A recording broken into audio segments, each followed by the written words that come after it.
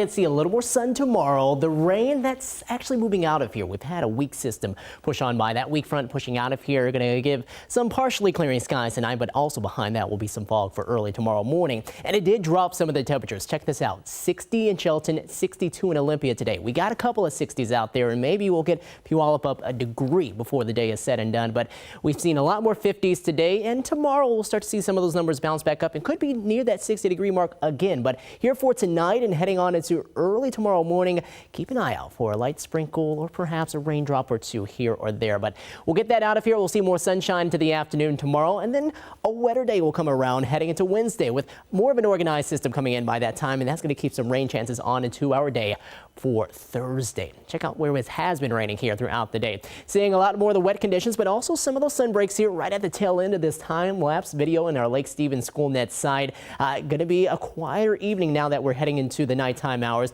Westport, you can see cloudy skies, not a whole lot of action as far as rain right now. A little wind helping to create some of those waves that you see crashing onto the jetties. And here in Seattle, the winds, they're noticeable. 13 miles per hour. They're coming out of the north, but not really shaking the camera all that much. 54 if you're heading out again this evening.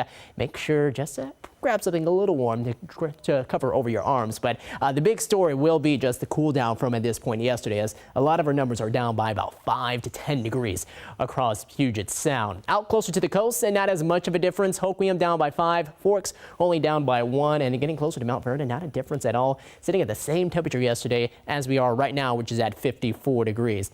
In the upper 50s in Olympia right now at 52 in Bremerton, looking over the Kitsap Peninsula, more of those low to mid 50s there. And the clouds, they're around, but we have very little in terms of rain. Up here, going along Highway 2, you're going to deal with a few light sprinkles heading up into the foothills, and perhaps as you get closer to elevations around 6,000 to 7,000 feet, a snowflake or two possible, but those snow levels are going to come down here throughout the night. But as that is happening, a lot of the moisture is disappearing with that band of rain that you see earlier this afternoon beginning to fade away. And it's also down that way, extreme southern part of Washington, more so into Oregon, that we have a couple of thunderstorms with that area of low pressure that's diving down into California.